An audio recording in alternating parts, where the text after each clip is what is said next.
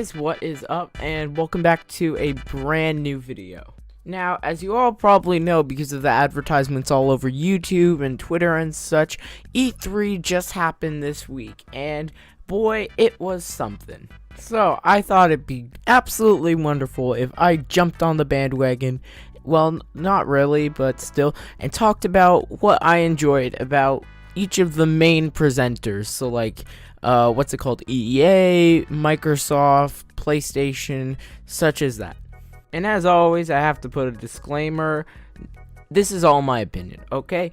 If you think that my opinion of your favorite game and I say it's stupid, don't write to me like a 5-paragraph letter. Just realize it's just my opinion, and everyone has an opinion, and everyone's entitled to opinion. And that's basically the disclaimer.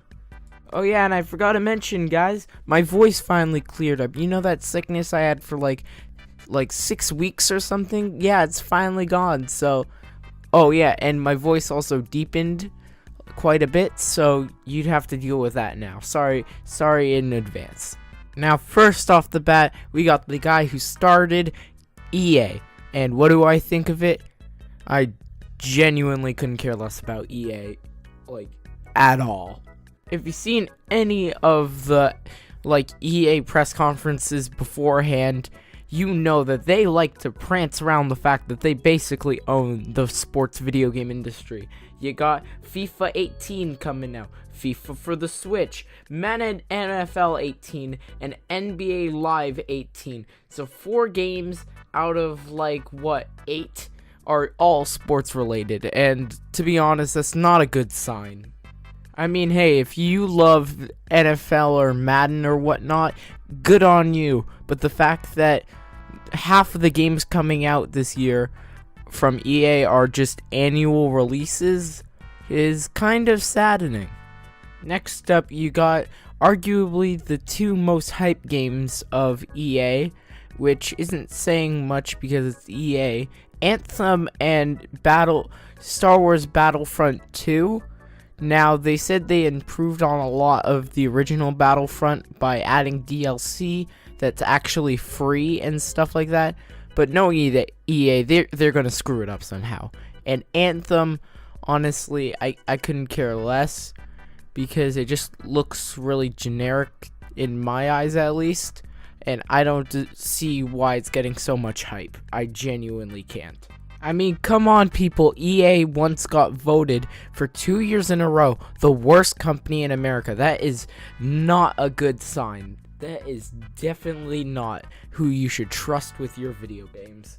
Next up, we got Xbox. And the biggest thing out of them all is the new console that can run at 4K. And that's basically their entire press conference. Oh, I'm so sorry. I forgot also Forza, for whatever reason. I personally don't play it. There must be some sort of audience. Minecraft in 4K, which you know gotta be good when it's a pixelated game. So, do you make the pixels look prettier? I don't know. They also had a bunch of other games like Sea of Thieves, State of Decay 2, and Crackdown 3, but I've never heard of those franchises, so I can't really press myself into the matter with that. Now, let's get on to PlayStations. Now, unlike Xbox, PlayStations actually seemed quite interesting. You got cool looking new God of War starring, I don't know, Keemstar and his son, even though he doesn't have a son. You got Skyrim VR for some reason. You got Shadow of the Colossus Remastered, which that'd be awesome. You got the new Spider-Man game where you go around as Spider-Man. That's kind of self-explanatory. And best of all, you got Monsters of the Deep, a new Final Fantasy VR fishing game. I am not kidding you. Instead of releasing info about the Final Fantasy VII remake, instead of doing that, they decided to make a fishing game.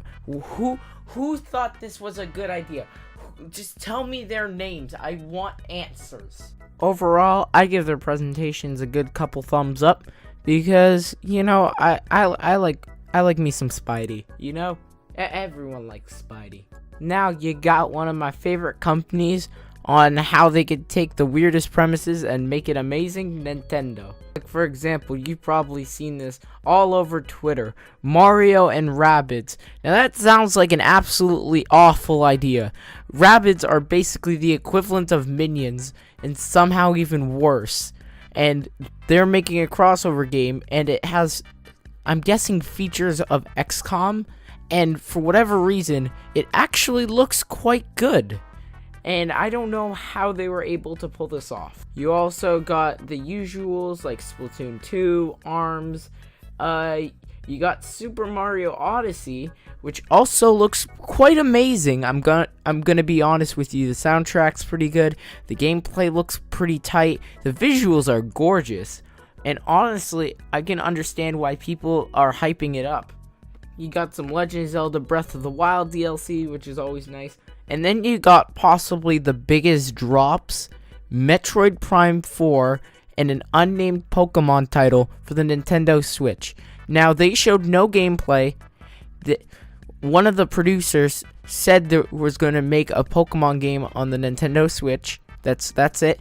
And for Metroid Prime, all they showed was a logo, and everyone was blowing their minds. It was amazing to a lot of people. Now, personally, I've never really gotten into Metroid.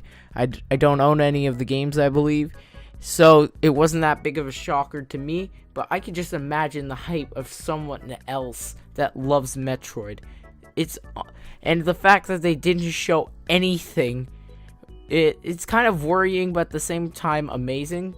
Now, to be completely honest with you, nothing else really caught my attention, like maybe Ori and the Blind Forest, the sequel, but nothing really else really made a standout to me, except for one giant thing, Devolver Digital's first ever E3. That was beautiful.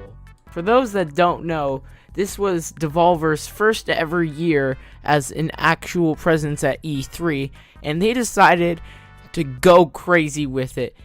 Like, in the first couple seconds, the people wouldn't stop clapping, right? So, the main executive lady, what's-her-face, decides to pull out a gun and shoot blanks until everyone shuts up. Like, that's genius. And the entire presentation is basically making fun of, like, everything at E3. Like, you got gameplay, but barely any. You got, like, little screen caps of games. You got earliest access, which made fun of Steam, of all things.